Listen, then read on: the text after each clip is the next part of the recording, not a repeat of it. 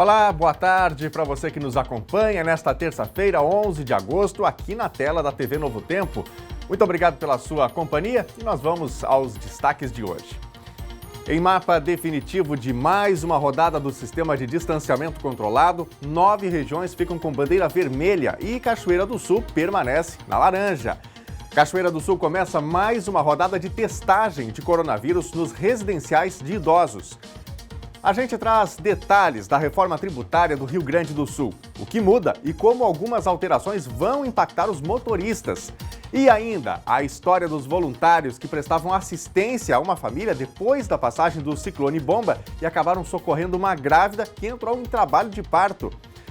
Acompanhe as notícias interagindo com a gente, mandando a sua opinião, uma informação, mandando uma foto. Nós queremos a sua participação aqui. O número do nosso WhatsApp é o 51 99769 7129. E no Facebook você encontra a gente acessando facebook.com/TV Cachoeira. Participe e fique ligado aqui na tela da TV Novo Tempo, porque o NT Sul já está no ar.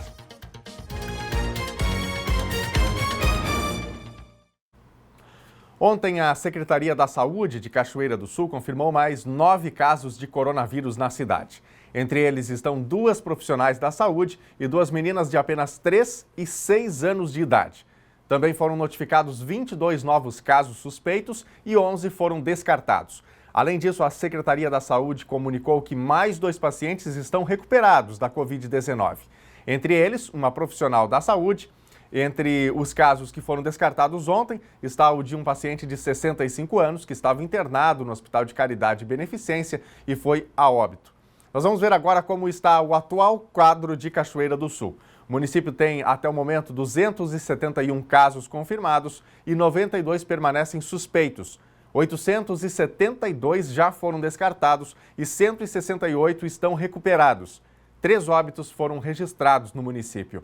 A Secretaria da Saúde ainda aguarda o resultado do teste de um paciente de 73 anos que estava internado no HCB e faleceu. E o governo do estado divulgou na tarde de ontem o mapa definitivo desta semana com as bandeiras do sistema de distanciamento controlado. A Thelma Tomás vai atualizar essas informações diretamente da redação. Vamos conversar com a Thelma, que creio que já esteja disponível para falar com a gente.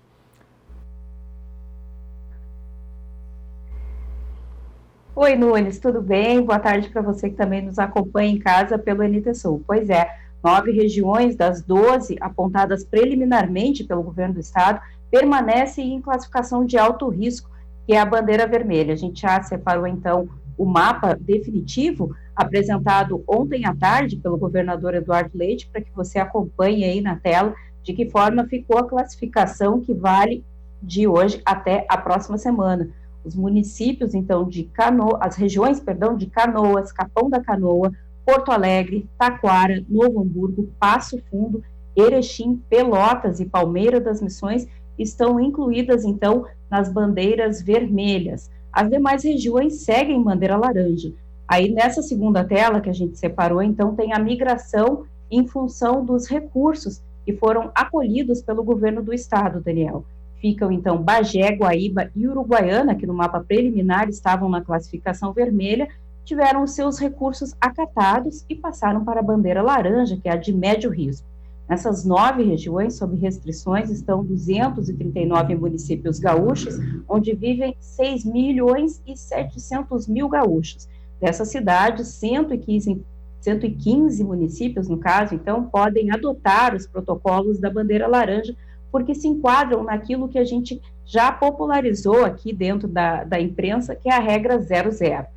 0 óbitos e 0 internações, Daniel. Ok, Thelma, para que as pessoas entendam, Cachoeira do Sul, o que tem de restrições nesse momento? Para quem sabe se perdeu um pouco, não conseguiu acompanhar todas as notícias, como quem está no jornalismo vive acompanhando, qual é a situação objetivamente de Cachoeira? O que precisa estar fechado? O que pode funcionar? Como está isso? A gente já está virando expert, né, Daniel? Todo dia tem alguma atualização para trazer aqui, a gente se esforça para manter essas questões cada vez mais fresquinhas para quem acompanha o NT Sul. Sim, Cachoeira permanece em bandeira laranja, que é uma bandeira de médio risco. as restrições no funcionamento de comércio e serviços se adequam principalmente na questão de número de trabalhadores, espaços que podem ser disponibilizados para atendimento, e isso vem ocorrendo desde que teve uma migração para uma classificação de maior risco, mas sem maiores prejuízos à economia aqui em Cachoeira. Tudo segue funcionando, não estamos restringidos como lá no início da pandemia, em março, em que apenas os serviços essenciais funcionavam, as empresas que trabalham no comércio, no varejo, tinham que atender com portas fechadas, só com um sistema de pegue leve ou teleentrega, vendas pela internet. Não, o comércio todo segue funcionando, existe uma normativa obrigando, no caso, a questão de cuidados com a manutenção dos espaços bem ventilados, a disponibilização de álcool em gel e a obrigatoriedade do uso de máscara, né, Daniel?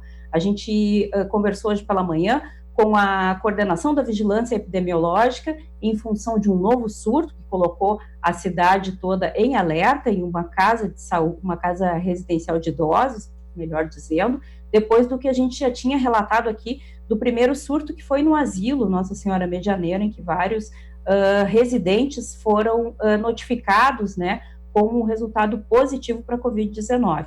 E aí, na semana passada, a gente noticiou aqui também mais uma casa, a Casa Nossa Senhora Aparecida, que fica ali no bairro Frota, que também apontou um novo surto.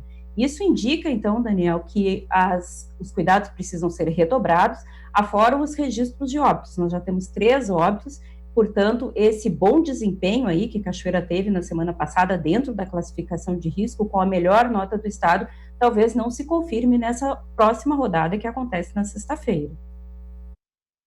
O Rio Grande do Sul inovou, não é? Desde o começo do distanciamento controlado, justamente por esse sistema de bandeiras, mas ao longo do tempo isso foi também desagradando prefeitos, empresários, muita gente reclamando, vamos dizer assim, ninguém feliz, né, com esse modelo. E o governo do estado começa então a implementar uma ideia do distanciamento controlado, mas com uma gestão compartilhada.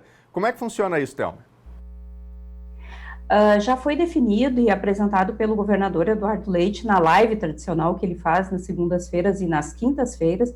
Então, ontem à tarde, ele já apresentou a formalização dessa parceria por meio da FAMURS, né, que é a entidade representante dos municípios.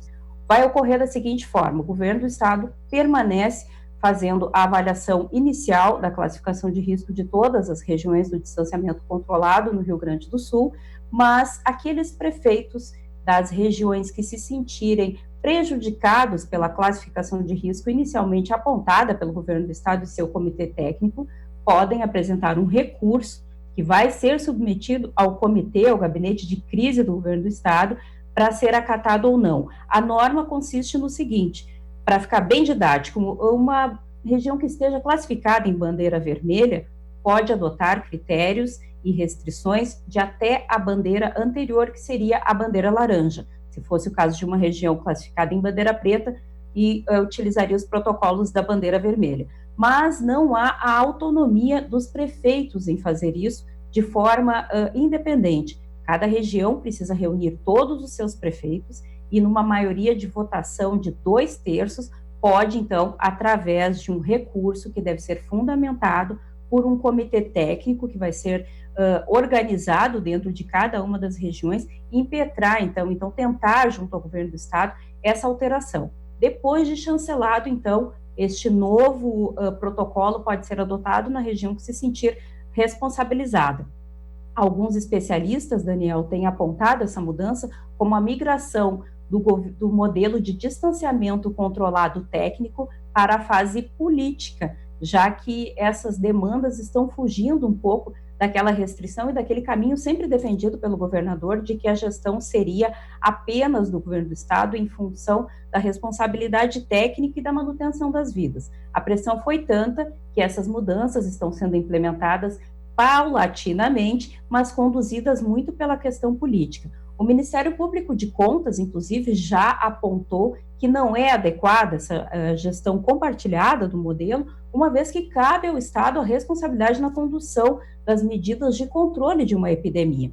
E sobre isso, o governador Eduardo Leite ontem se pronunciou numa parte da live que a gente separou para vocês acompanharem agora.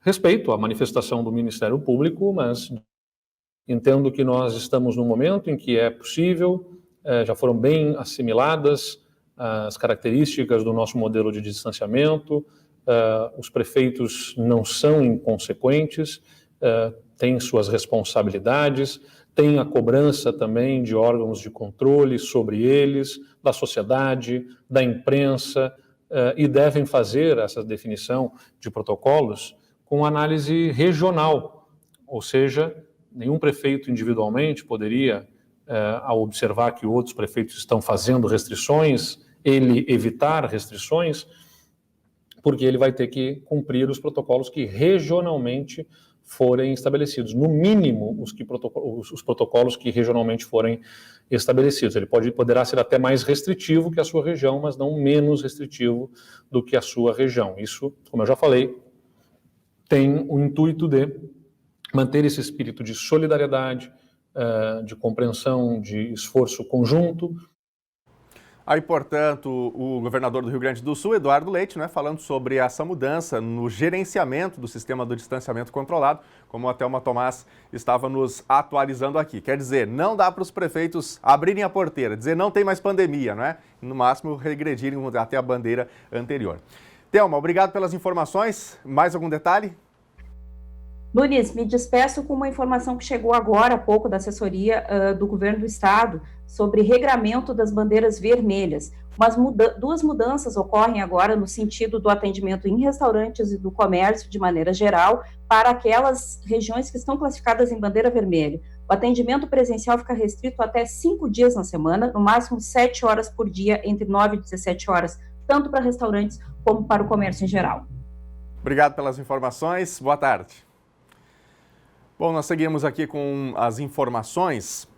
Morreu ontem em Porto Alegre o jornalista Edgar Pascoal Schmidt. Ele tinha 71 anos e estava com a saúde debilitada desde que sofreu um AVC em 2013 e nos últimos dias foi diagnosticado com coronavírus. Segundo a ex-esposa, Maristela Bairros, que era amiga dele, Schmidt já tinha várias comorbidades, mas a Covid-19 agravou o quadro e foi determinante para o falecimento. Edgar Pascoal Schmidt era cachoeirense e trabalhou na Rádio Cachoeira, Rádio e TV Gaúcha e nos jornais Correio do Povo, Folha da Manhã, Folha da Tarde, Folha Esportiva, Jornal do Povo e na Rádio Difusora.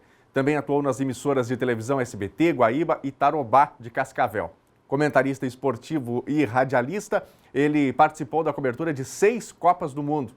Schmidt deixa a ex-esposa, Maristela Bairros, e os filhos Lourenço, de 41 anos, e Manuela, de 36. E a Secretaria de Saúde de Cachoeira do Sul iniciou nesta manhã uma nova rodada de testagem nas instituições de longa permanência de idosos, as conhecidas casas de repouso ou residenciais de idosos. A medida foi adotada após a confirmação de 15 casos de Covid-19 entre os residentes e um óbito, uma morte, na Casa Nossa Senhora Aparecida, localizada no bairro Frota. Além dos residentes, 3 funcionários positivaram para o novo coronavírus na mesma instituição. Depois da detecção de um surto numa instituição de longa permanência aqui no bairro Frota, a Nossa Senhora Aparecida, a Secretaria Municipal de Saúde reinicia sua estratégia de testagem em todas as ILPIs. A meu lado está a Andréa Correia, que é responsável pela vigilância epidemiológica do município. Andréa, retomada a estratégia de testagem para detectar novos surtos ou a fim de confirmar os resultados que já haviam sido apontados na primeira etapa? Bom, como uma estratégia de vigilância epidemiológica, nós vamos retomar a investigação nas casas na busca de sintomáticos, na busca de novos sintomáticos, com a estratégia de testagem não só dos residentes, mas também dos funcionários. Acho que é importante a gente, a partir dessa informação, de uma nova estratégia e da detecção deste surto anunciado aí pela Secretaria Municipal de Saúde, esclarecer o conceito de surto, né, André? Quantos casos são considerados para que se declare um surto em uma instituição de longa permanência ou em qualquer outra comunidade? Bom, então, com essa estratégia a gente também quer deixar as pessoas, os responsáveis técnicos pelas IUPs em alerta, porque um surto, ele é caracterizado por 2 pessoas sintomáticas, tendo um residente e um funcionário sintomático, num período de 15 dias entre os sintomas, entre o início do sintoma de um e o outro, nós já consideramos surto. Pelo Ministério da Saúde, já é caracterizado surto porque trata-se de uma instituição fechada, assim como frigoríficos, assim como outros tipos, call centers, outros tipos de serviços. Mas uma grande preocupação para as secretarias de saúde é das IUPs onde residem os idosos, né? Que são grupos muito suscetíveis ao coronavírus e onde os sintomas são muito inespecíficos, né? Então, na última nota informativa, o Ministério da Saúde ele ampliou um conceito de síndrome gripal. São 2 sintomas de um grupo de sintomas que as pessoas podem desenvolver, então uma coriza e uma tosse, uma febre e uma diarreia. Então são vários sintomas que já devem deixar as pessoas alerta, os cuidadores e familiares, sobre um Covid no idoso. Então a nossa estratégia é, além de fazer busca de sintomáticos, identificar surtos, testar pessoas que possam estar com Covid, sintomáticas ou não, é também orientar, né, esses responsáveis, essas equipes, e para dar uma retomada e manter-se alerta sobre novos casos. Pode-se dizer que Cachoeira do Sul viveu o segundo surto, né? Nós tivemos um caso semelhante ocorrido no asilo, com mais de 2 pacientes residentes lá da instituição confirmados com Covid-19. Então, significa que Cachoeira já teve 2 surtos de coronavírus. Sim, 2 surtos institucionais, né, em em instituições de longa permanência. Andréia, qual é o tipo de testagem que vai ser feita? Ainda se trabalha com o teste rápido ou agora adota-se o protocolo que o governo do estado tem disseminado, que é do RT-PCR? Agora a estratégia é com o novo teste, né? Realmente a ideia é ver se no momento da testagem tem pessoas com o vírus, então o teste mais adequado é o molecular, que pega o vírus no momento da infecção, e vão ser utilizados o RT-PCR, o SWAB, para a coleta de material para o RT-PCR. Serão testados, então, todos os residentes de todas as instituições de longa permanência e seus funcionários? Isto, sim, é essa a estratégia, é não deixar ninguém que faz parte deste convívio dessas instituições fechadas sem a testagem. Neste primeiro momento, então, a ideia é, nas próximas semanas, nós conseguirmos atingir 2 IUPs por semana, né, no mínimo, é essa a estratégia, por causa também de recursos humanos, né, e dos insumos que a gente precisa ter disponíveis. Tem aí em torno de 300 pessoas para serem testadas, é isso? Sim, como as 2 primeiras IUPs já testadas, a gente vai manter a estratégia nas que ainda não tiveram nenhuma ação da vigilância ainda. Os resultados devem sair em quanto tempo? Os resultados, quando são caracterizados como investigação de surto, eles têm uma prioridade, né? Como trata-se de idosos, as amostras são encaminhadas para o LACEN, que é o laboratório de referência. Então, eles levam entre 2 a 3 dias. Este foi o tempo de recebimento no último surto, né? Então, é registrado que faz parte de uma investigação de idosos, né, de surto numa instituição, e aí tem os critérios lá no laboratório que eles dão prioridade para as testagens.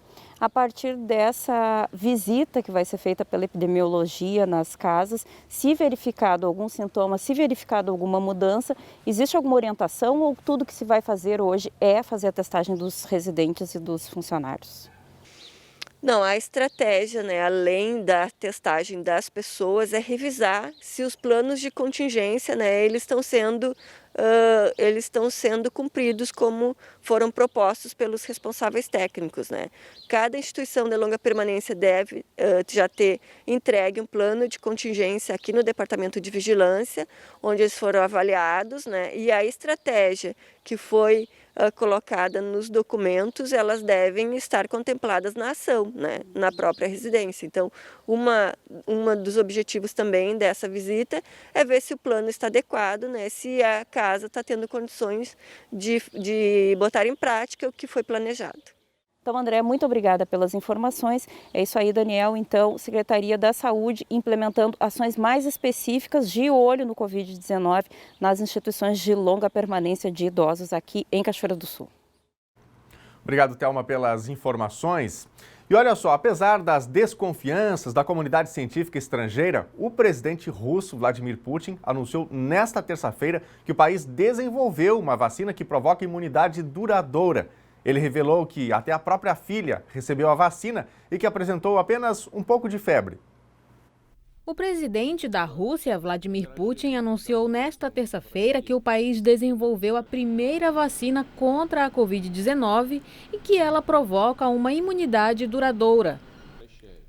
As declarações foram dadas durante uma videoconferência com integrantes do governo exibida pela televisão.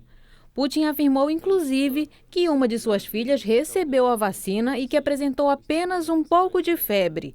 Nas semanas prévias ao anúncio, cientistas estrangeiros expressaram preocupação com a rapidez da criação da vacina, enquanto a Organização Mundial da Saúde pediu respeito às diretrizes estabelecidas e que a Rússia seguisse todos os estágios necessários para o desenvolvimento. De acordo com o Registro Nacional de Medicamentos do Ministério da Saúde, a vacina vai ser distribuída a partir de 1º de janeiro de 2021. Gente, hoje completa um mês que um cavalo foi apreendido aqui em Cachoeira do Sul, depois que moradores denunciaram o proprietário por maus tratos. No dia da ocorrência, quem viu o animal debilitado, sem força para puxar a carroça, ameaçou colocar fogo no veículo de tração animal, mas a Brigada Militar foi acionada. Nossa equipe resgatou essa história para contar que o cavalo Zaino, encaminhado para o Centro de Reabilitação Equina da UFSM, em Santa Maria, já recebeu alta e está se recuperando em um campo de um parceiro da universidade. Essas imagens enviadas pelo professor Marcelo Soares, chefe do Centro de Reabilitação, mostram que o animal já ganhou alguns quilinhos por conta do reforço alimentar. E a outra boa notícia é que depois que ele ganhar mais peso e estiver com o score corporal ideal, vai ser encaminhado para adoção lá em Santa Maria mesmo.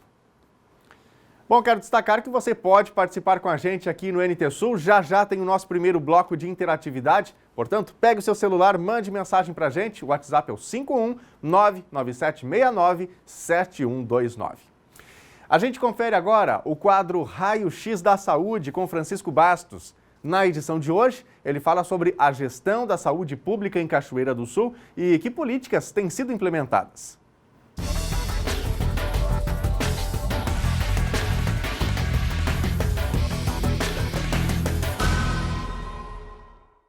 Na última semana, o nosso município de Cachoeira do Sul comemorou 200 anos de sua fundação. É motivo de orgulho para todos nós, já que se trata de uma longa história de muitas conquistas, fazendo da nossa população uma referência em vários serviços, em várias atuações a nível regional, a nível estadual e até mesmo nacional. Neste contexto, salta aos olhos o que foi construído no decorrer desse tempo em termos de saúde pública, onde nós temos hoje uma oferta significativa de serviços em todos os níveis de atenção, começando pela atenção primária e chegando inclusive na assistência hospitalar. Isto, sem dúvida, vem à tona neste momento em que estamos enfrentando todo o drama da questão da pandemia. Haja visto que há uma exigência muito maior do sistema de saúde. E em Cachoeira do Sul isso vem dando respostas extremamente positivas, como pode ser visto nos indicadores e nos dados epidemiológicos. Isto não é por acaso, é fruto de todo um trabalho de muitas pessoas e que agora os que estão na gestão e os profissionais de saúde usufruem desse trabalho que foi feito durante muitos anos. Não é nada excepcional, mas nós podemos colocar de que a nossa população sente-se bem protegida, haja visto todas as ofertas que são feitas, as orientações e o grupo de profissionais que com muita responsabilidade e qualificação se coloca à disposição em todos os momentos. Espera-se que este fato tão positivo ele seja valorizado ainda mais. Nós sabemos que temos ainda muitas carências, especialmente no que tange ao financiamento da saúde. Mesmo que os recursos, eles tenham os recursos públicos, através do SUS, tenham sido expressivos nos últimos anos, não foram suficientes e nós precisamos de mais. Espera-se, portanto, e com muita fé, de que os gestores, né, dos governos, dos outros níveis de gestão e mesmo da gestão municipal, priorizem a saúde e que tenhamos, no decorrer do tempo, melhores condições de trabalho, mais recursos para fazer um trabalho ainda mais qualificado. A nossa população, ela merece isso. E não basta somente as leis, não basta somente nós termos constitucionalmente previsto que o Sistema Único de Saúde ofereça serviços de qualidade para toda a população. Nós precisamos que isso se transforme na prática, como já vem acontecendo de forma efetiva, mas ainda podendo ser maior se isto for considerado uma prioridade de política pública.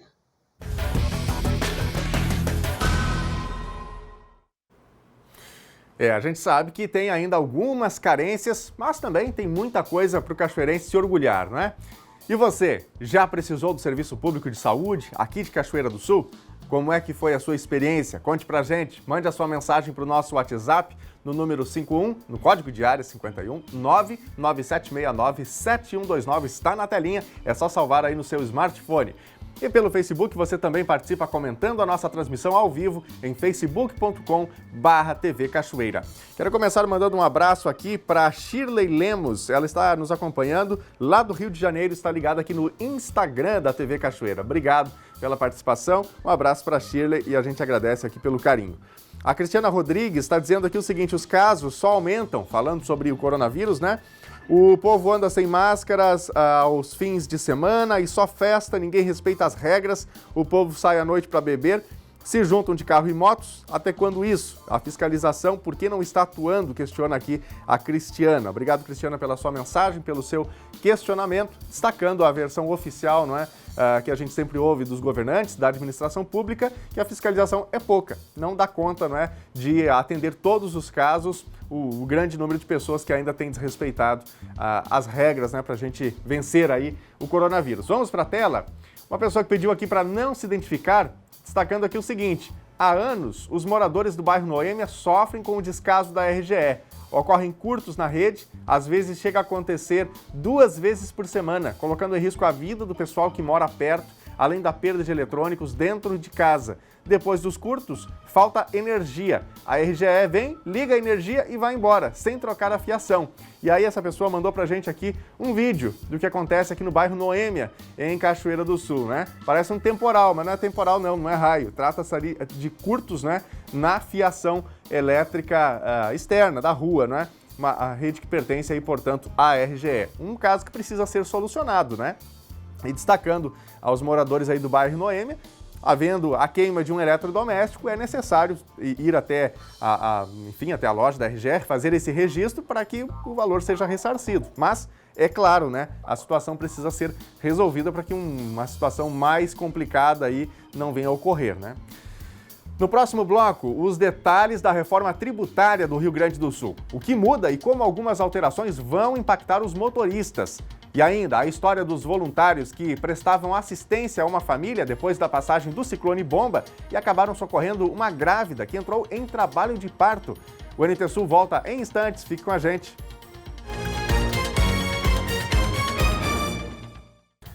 O NT Sul já está de volta ao vivo, obrigado pela sua companhia com a gente. O clima mudou em Cachoeira do Sul, depois de vários dias de sol, estão de volta o frio e a chuva. Vamos ver na previsão do tempo como fica o clima hoje e também nos próximos dias. Terça-feira amanheceu com muitas nuvens em Cachoeira do Sul e esse tempo nublado deve predominar ao longo do dia. Algumas aberturas de sol podem ocorrer e pancadas isoladas de chuva. Mínima 11 graus, máxima 20. Quarta-feira o sol aparece, mas com muitas nuvens e pode chover a qualquer hora do dia.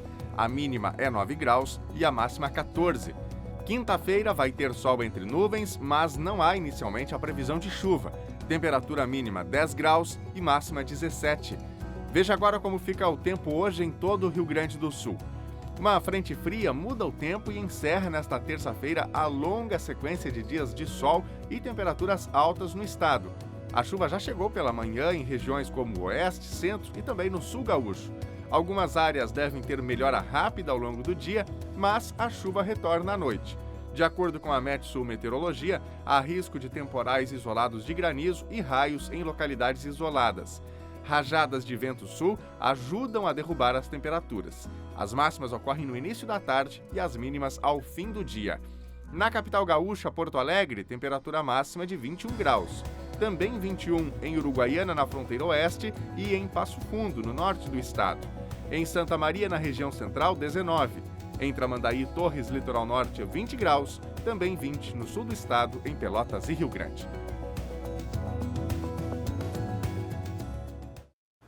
Deve ser publicado na próxima sexta-feira o edital para convocar filiados a escolherem o candidato que vai representar o Progressistas na corrida pela Prefeitura de Cachoeira do Sul. A pré-convenção está prevista para ocorrer no próximo dia 22. Na disputa estão José Otávio Germano e Paulo Schwab. Uma disputa voto a voto. Essa é a previsão dentro do Diretório do Progressistas, uma das únicas siglas até o momento a anunciar disputa prévia para definir o candidato que vai concorrer a prefeito em Cachoeira do Sul nas eleições que acontecem em novembro deste ano. A alteração na data ocorre em função da pandemia. Preferencial em pesquisas realizadas na cidade, o ex-deputado federal José Otávio Germano tem a seu favor os votos dos vereadores com assento no Legislativo que já abriram o voto. O presidente do Progressistas, André Bessov, informou por telefone que o estatuto do partido prevê particularidades em relação aos votos. Cada parlamentar com mandato pelo PP tem direito a um voto. Destes, aqueles que integram o diretório têm direito a mais um voto. E o líder do partido na Câmara tem ainda direito a um voto extra.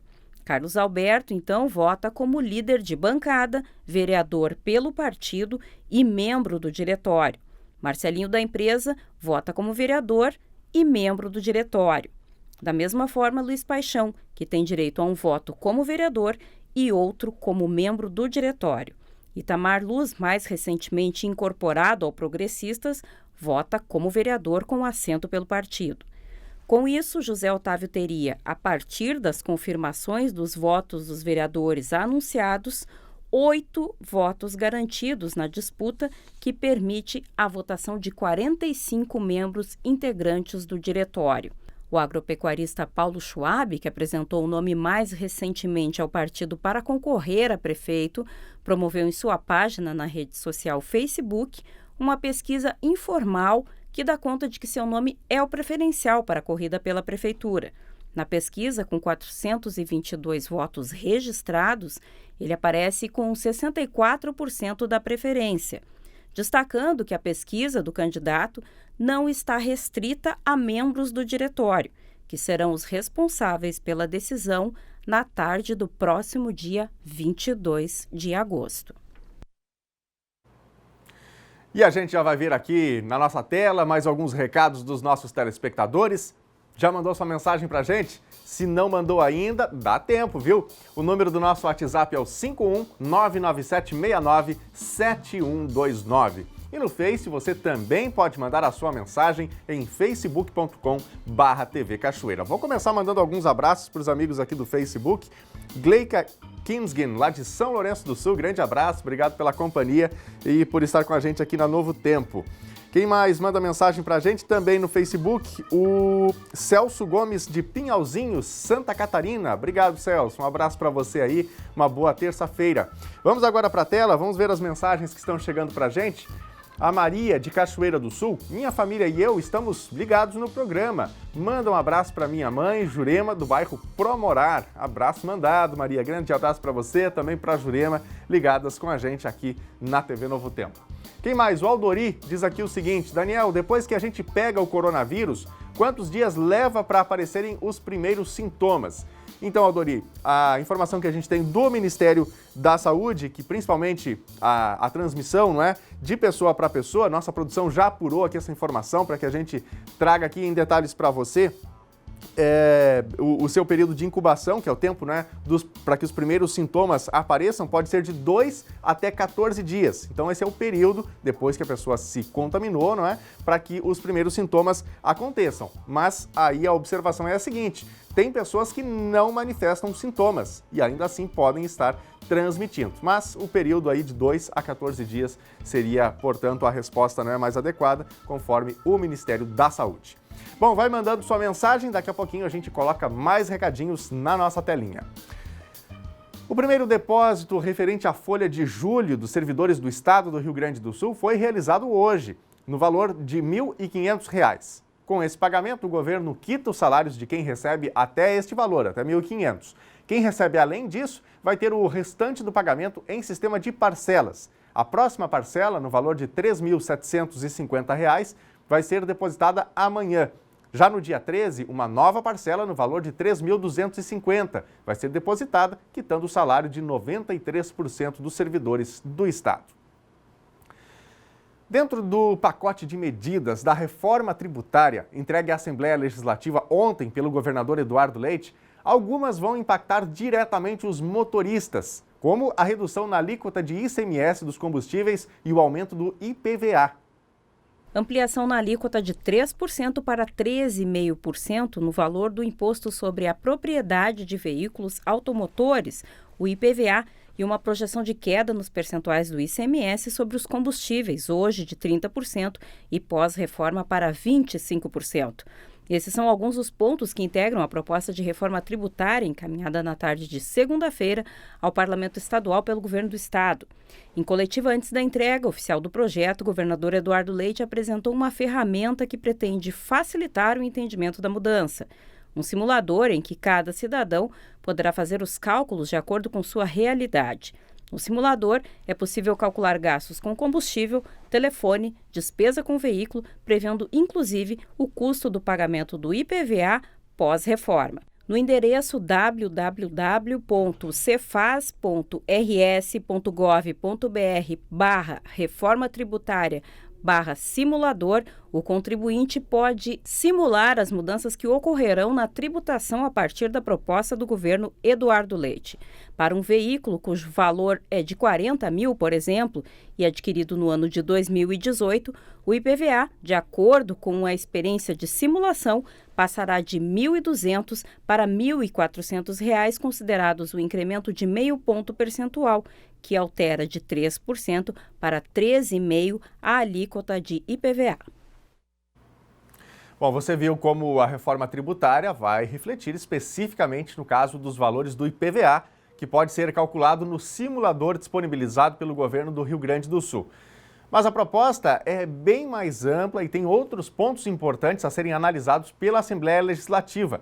A Assembleia recebeu o projeto na tarde de ontem e deve analisar e votar em regime de urgência o conjunto de medidas até a metade do mês de setembro.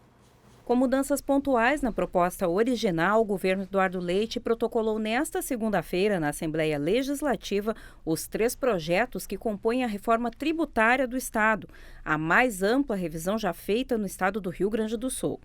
As alterações significarão queda de 150 milhões na arrecadação ao ano, que é de 40 bilhões. Está mantido o aumento de IPVA.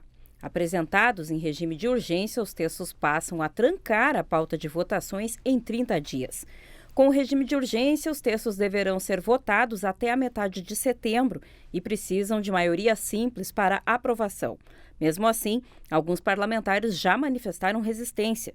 Se aprovados, o governo espera sancioná-los ainda em setembro, garantindo o princípio da noventena, que são 90 dias para que comecem a valer, portanto, no início de 2021. A proposta chega ao parlamento após debates realizados ao longo de um mês entre governo, Assembleia e entidades setoriais. A partir de sugestões, Leite decidiu acelerar a redução da alíquota básica de ICMS de 18% para 17% ainda em 2021 e não mais de forma escalonada até 2023. Optou também por manter os refrigerantes na faixa geral de 17%. O percentual seria ampliado para 25% na mesma categoria das bebidas alcoólicas. Aceitou ainda fazer modificações em outros 4 itens, entre eles as contribuições para o Fundo Devolve ICMS, que alimentará a devolução de ICMS para famílias de baixa renda.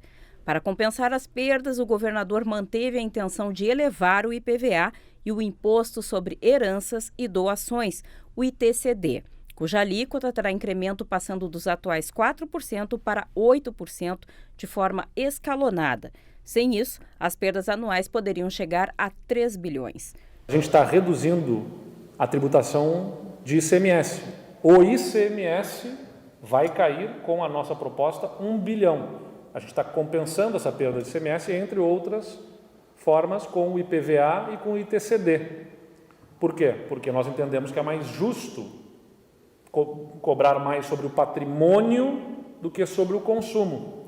Porque quando eu tributo o consumo, eu retiro capacidade de compra, de consumo da população. O Fundo Devolve ICMS será criado com recursos proporcionais aos benefícios concedidos pelo Estado, permitindo financiar uma política de devolução para famílias com renda de até um salário mínimo, com um retorno de 40%. Para aquelas com renda de até 2 mínimos, 20%. As famílias com renda de até 3 mínimos, a faixa de retorno será de 15%. Famílias até um salário mínimo, no ano seguinte até 2 salários mínimos e no terceiro ano, em 2023, até 3 salários mínimos vão ter o direito de ter acesso a esse cartão para receberem de volta parte do imposto pago. E a política de distribuição vai ser a disponibilização desses cartões nas agências do Banrisul. Na proposta de reforma tributária não há mudanças no diesel, por exemplo. A carga permanece de 12%. Também não ocorrerão mudanças no IPVA de motos e caminhões. As alíquotas permanecem mantidas em 2% para motos e 1% para caminhões. Seguem as isenções para táxi, lotação, ônibus, transporte escolar, veículos de instituições sociais. Não aumentam os custos do transporte público urbano e não há mudança nos custos do transporte de carga. O aumento de PVA e fim das isenções prevê uma elevação de alíquota de 3% para 13,5% para automóveis e caminhonetas. Passarão a ser isentos veículos com mais de 20 anos e não com mais de 40 anos, como ocorre hoje. Isso ampliará o percentual de pagantes de 54% para 75%. Haverá redução do valor mínimo do IPVA de 4 unidades de padrão fiscal para até 1 unidade de padrão fiscal, atualmente no valor de R$ 20,30.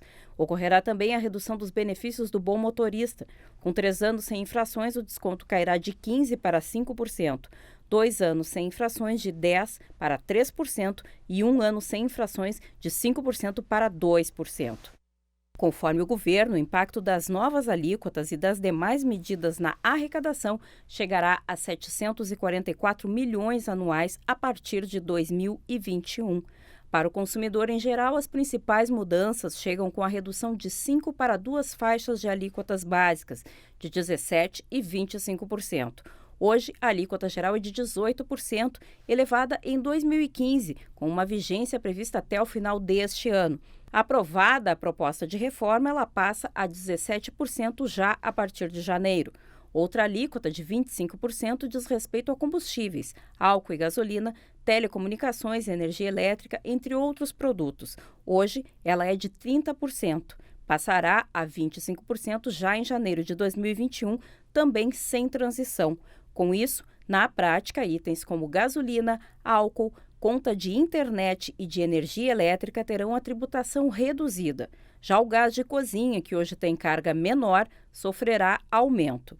Os refrigerantes passarão a ser tributados com alíquota de 17%, mais 2% destinados ao Fundo de Proteção e Amparo Social do Estado. Hoje, a alíquota é de 20%. E aí, o que você acha sobre essa proposta de mudança tributária aqui no Rio Grande do Sul, de reforma tributária, novos percentuais, aí, portanto, para ICMS, como sua família seria atingida por tudo isso? Conte pra gente, mande sua mensagem nas nossas redes sociais, nos nossos canais de interatividade. Quero destacar já a sua participação aqui. Daqui a pouquinho tem mais um bloco de interatividade e a gente dá voz a você. Para participar, através do WhatsApp 51997697129. Está na tela, salve aí no seu telefone, mande a sua mensagem pelo WhatsApp. Se quiser fazer um vídeo, quiser mandar uma foto, fique à vontade para fazer isso, viu? Você também pode participar através do facebook.com/TV Cachoeira. Mande seu recadinho, tem a nossa live lá no Facebook, então é só fazer o seu comentário, tá bom? É daqui a pouquinho, espero aqui o seu recadinho. Gente, olha só, nos últimos 10 anos, durante o período de férias, muitos jovens em todo o Brasil participam do projeto Missão Caleb. É um projeto da Igreja Adventista do Sétimo Dia. Em junho, a passagem do ciclone Bomba pelo Rio Grande do Sul marcou de forma especial o grupo de Calebs que atuava no município de Tramandaí, no litoral norte do estado. Ao prestar assistência a uma família, os voluntários vivenciaram uma situação inesperada que surpreendeu e se tornou inesquecível para todos. Confira só essa história. O início do mês de junho de 2020 foi marcado no Rio Grande do Sul pela passagem do impactante e destrutivo ciclone Bomba. Por onde passou, o fenômeno deixou rastros de destruição e muitas famílias desabrigadas. Neste período, excepcionalmente, a Missão Caleb, da Igreja Adventista do Sétimo Dia, estava em ação. A missão sempre envolve os jovens voluntários em período de férias. Por causa da pandemia de coronavírus e para marcar os 10 anos de atuação do projeto, os Calebs participavam em junho do Caleb ao Extremo, envolvendo ações de evangelização aliadas à assistência e trabalhos sociais a pessoas e famílias necessitadas. Eles estavam também em Tramandaí, litoral do Rio Grande do Sul, onde o ciclone Bomba deixou como um dos saldos a casa da gestante Patrícia e dos 3 filhos destelhada. Só que no dia em que os Calebs chegaram para surpreender a família com a recuperação da casa, os voluntários é que foram surpreendidos. Foi uma missão muito especial, porque assim, foi naquela semana que teve o ciclone, né? E aí a gente recebeu o contato com uma irmã da igreja falando que ela estava precisando de ajuda. E no domingo de manhã cedo nós fomos lá para a casa dela. Ainda estava chovendo, né? Um pouquinho, mas estava. E quando nós chegamos lá, o pátio todo alagado, tivemos que fazer, né, incrementar algumas coisas para que a gente pudesse ter acesso à casa. Chegamos lá, estava com os móveis tudo molhado, tapete, a roupa, toda a casa molhada. E aí os homens começaram a arrumar o telhado. E quando nós fomos conversar com ela, ela já estava em trabalho de parto. A casa dela, deu para ver pelas fotos que estava com muita água. Ela iria ficar em casa sozinha, né? Que ela tem mais 3 crianças pequenas. Ela iria ficar em casa sozinha, quem sabe com dor, e não iria até o hospital. Assim, eu particularmente até tirei as minhas botas para ela poder colocar e passar na água para não molhar os pés, né? E ela foi para o hospital. Claro, ela não ganhou naquele dia, mas ela já teve uma assistência médica, né? E isso para nós ficou marcado, assim, na nossa missão ficou marcado, porque nós fomos fazer uma ação e fizemos 2 ações daí, né?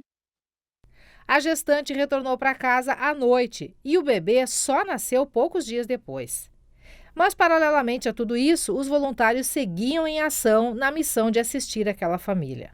A gente ficou até ela ganhar o bebê todo dia no grupo, né? Todo mundo querendo saber informação e fizemos a arrecadação de coisas, todo mundo ajudando um pouco para levar até ela, porque aquilo ali tocou todos os Calebs. Então, um pessoal que a gente dividiu em 3 grupos, porque o distrito é grande, né? O pessoal de mais longe também se comoveu para ajudar. E isso foi muito bom, que nem eu falei essa semana com ela está muito feliz que agora o patrão dela está ajudando a arrumar a casa, assim, piso, essas coisas que não tem, né? E ela vê quanto é bom ajudar, né? Porque ela está sendo ajudada de alguma forma e nós podemos ajudar, que foi o primeiro empurrão ali, né? Que ela estava com frio, porque chovendo e muito frio, foi uma semana muito fria daquele ciclone Bomba, né? E nós podemos fazer a nossa parte. Já em casa, com o Vicente nos braços e os outros 3 filhos por perto, a Patrícia se alegrou com o cuidado recebido dos Calebs. O pessoal me ajudou com mantimento, fralda, tudo o suporte, né, para ficar melhor depois de tudo isso que aconteceu. Eles arrumaram o telhado, eles me auxiliaram no que eu precisei. Sou muito agradecida nisso. Hoje, agora estamos aqui, graças a Deus, com o telhado pronto, a casa mais quentinha. fralda pro bebê, tá tudo ok. Muita gratidão. Fiquem com Deus. Quando a gente ajuda os outros, é o nosso coração que se enche de alegria, né? A gente está ajudando com materiais, com alimento, né? Com a palavra, mas nós nos enchemos do amor de Deus, nós nos enchemos de alegria em poder fazer isso. Não tem como explicar assim, porque é muito gratificante.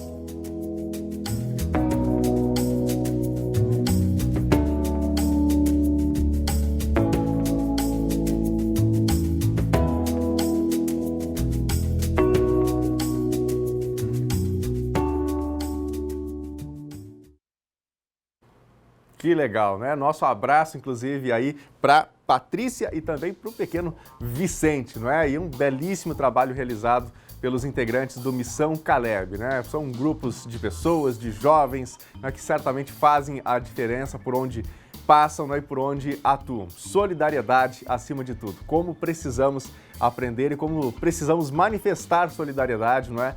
Em momentos de dificuldades, como vivenciamos recentemente no Rio Grande do Sul com a passagem do ciclone Bomba.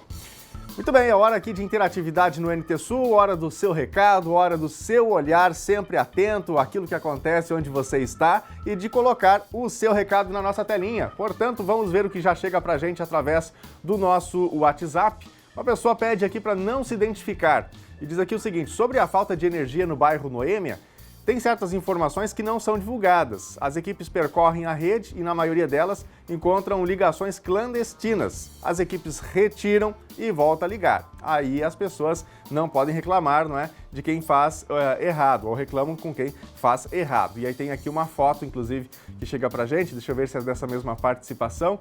Olha aí, o bom e velho gato, né, que acontece também. Aí não tem rede que resista, né? Então são dois lados aí que precisam ser analisados. Para você que ligou a sua TV agora e não entendeu aqui essa participação, a gente recebeu mais cedo, no outro bloco de interatividade, uma reclamação do bairro Noêmia, de pessoas dizendo que volta e meia a rede tinha ali vários curtos. E nós recebemos um vídeo, né? A rede inteirinha lá pipocando com muitas faíscas por conta desse problema de um curto. Aí agora a gente recebeu aqui uma outra mensagem, uma pessoa que pede para não se identificar e que destaca que por vezes são encontrados, né, na rede gatos, que são aquelas ligações clandestinas. O Ranieri Bonfim manda mensagem pra gente, ele nos acompanha em Lauro de Freitas, na Bahia. Ainda estamos na pandemia, por isso é muito importante cada um fazer a sua parte. Usar máscara, álcool em gel, evitar aglomerações para que tudo passe logo. É isso aí, Ranieri, estamos torcendo por isso, né? Um abraço para você, nosso abraço a todos os baianos ligados com a gente na programação da TV Novo Tempo. A Ana manda mensagem pra gente, a Ana é de Cachoeira do Sul. Boa tarde, quero mandar um abraço para minha irmã Ilza, lá no bairro Noêmia. Saudades, diz aqui a Ana. Vamos ver a foto que ela encaminha pra gente. Aí está a foto, portanto, que a Ana nos manda e está na telinha da TV Novo Tempo aqui no NT Sul. Obrigado a você de casa que mandou o seu recadinho, que participou com a gente, que nos ajudou a fazer aqui o Telejornal NT Sul desta terça-feira. O NT Sul de hoje está chegando ao fim e para rever as reportagens exibidas aqui, você pode acessar novotempo.com/NTSul. A gente volta amanhã ao meio-dia com mais informações, com informações importantes do dia para você. Uma ótima tarde, até amanhã, tchau!